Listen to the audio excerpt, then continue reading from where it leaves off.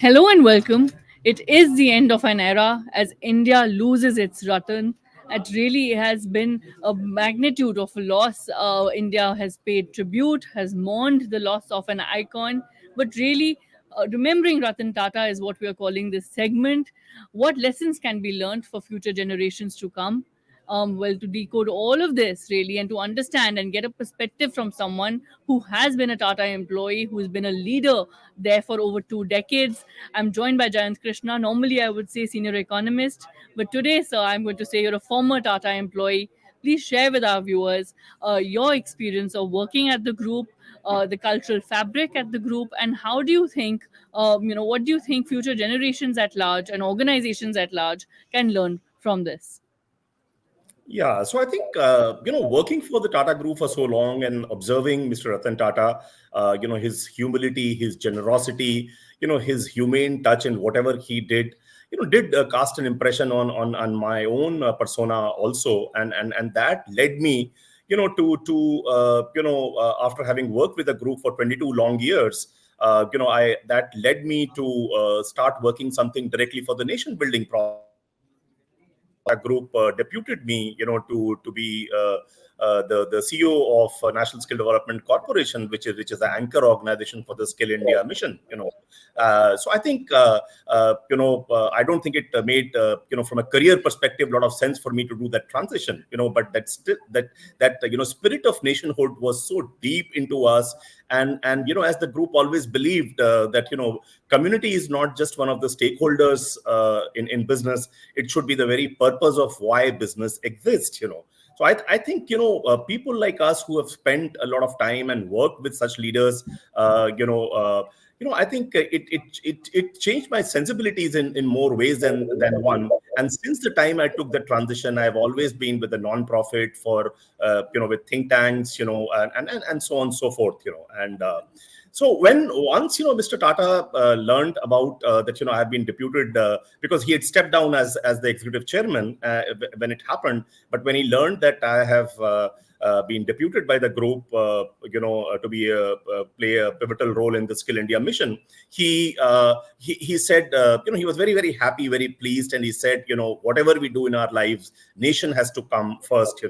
And he also mentioned, very, very, he was a man of few words. He wouldn't speak much, but, he said that whenever we are torn between, the Tata Group's business objectives and the interest of the interest of the nation must come first. Nation comes first. He was so strong about it. And this is also hard coded in the Tata Code of Conduct, actually, which is signed by every employee, that if you have to choose between the company that you work for, its business interest and something, which goes against national interest, never, ever to go against the nation. So I think these are small things, even now, although he was very different from JRD in many ways, but he continued with the same legacy, same spirit, where almost 2/3 of the profits of Tata Sons, was plowed back through philanthropic trusts for nation building, and the belief being that talking about profits, what comes from the profit, what comes from the people must go back to the people many times over. So I think lots of things actually I learned, with the group. Ethics has become a part of our DNA. No matter what is the provocation and all that, but we one would not deviate from that path. The spirit of the nation is so strong. Kind of a thing.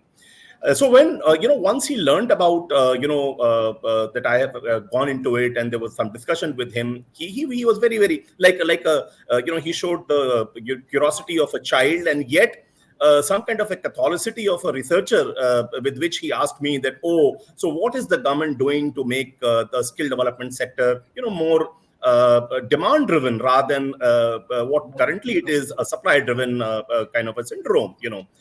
Also said what kind of reforms we need, second generation reforms, if more jobs are to be created. So I think he, not that I had all the answers to his questions, but he was very, very keen and very, very enthusiastic to figure out for the sector, and what we should do for nation as a priority.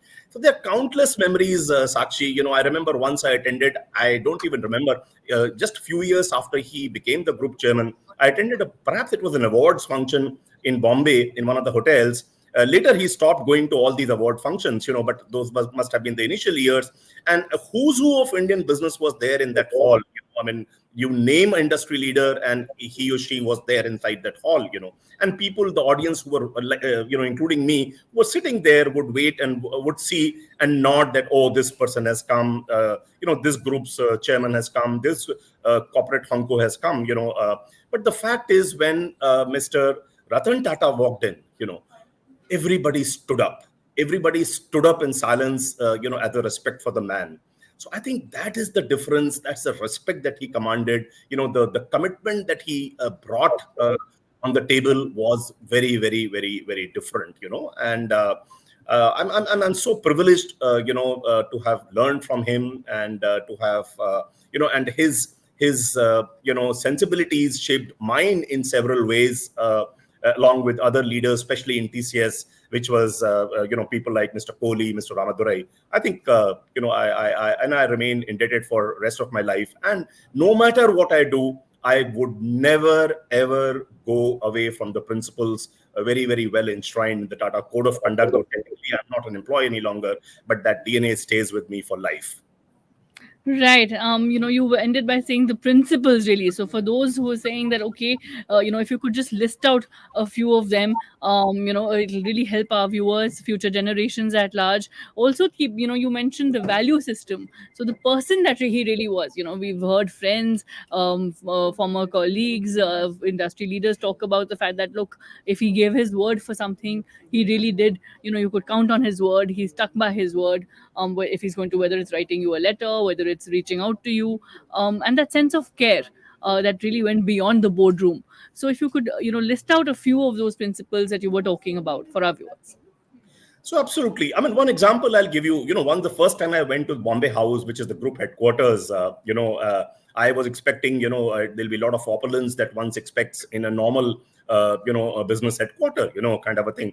But I, to my utter surprise, I found a very, very simple office. And actually the street dogs were there in the reception area, in the corridors, and, and they were walking freely inside, on the ground floor. So I was a bit surprised at that time. I didn't know about his love for dogs and so on and so forth, and a very basic minimalistic kind of furnishing and lighting and so on and so forth. So I think that's a value which I eventually learned, that austerity is not a trait that you should be ashamed of. It is actually a very, very cherished value, which should be sacrosanct in one's life. Humility. I mean, he would go to the airports and stand in his own queue. He will come. He'll go for a meeting all alone, or at best with one person in the later years. Without any bunch of managers accompanying him. So everything was so humane with him that it's a shame that in today's India you don't see leaders like Mr. Ratan Tata at all. I think sometimes I get a feeling that God has broken that mold, which made people of such caliber and compassion and sensibilities. Right. Well, I mean, he is someone who's also moved with the times. He's been quoted saying, the best leaders are those most interested in surrounding themselves with assistants or associates smarter than they are. So, really, someone who would say, a millennial is my best friend today. And, I don't have to just learn from experience. I can also learn from someone who's far younger. So in that sense, moving ahead with the times. So for generations who have perhaps just viewed some of his interactions like you were talking and not worked as closely, for future generations at large, what would be your message, given the fact that we're living in a fast evolving time, especially as far as technology is concerned? What would be your message really to the leaders, as well as to the younger generation? See, one is, if I have to learn from his life, is that one has to be prepared to embrace globality. That's very, very clear. You have to be, while remaining an Indian, you have to become a truly global citizen. The way the business value chains are integrated all over the world today, you have to think global, and that is one distinct difference that he brought to the group, which was largely a India centric business earlier, and by the time he exited in 2012, it had become a completely global entity. So that's embracing global values is very, very important, no matter whatever be the compulsions, but never deviate from the path of ethics. Never ever do that. And whatever you do, being an Indian entity, always think what's good for the nation, what's important for the countries, for its development, for its economic growth, for its social development, and so on and so forth. And above all, no matter how big you become, how wealthy you become, but never lose track of humility, because that makes the man the complete man. I think he was essentially a complete man, more than anything else. Absolutely. Thank you so much for sharing your thoughts and for joining us for this special interaction, remembering Ratan Tata, and of course, many, many lessons to learn. But thank you for highlighting a few of them for our viewers.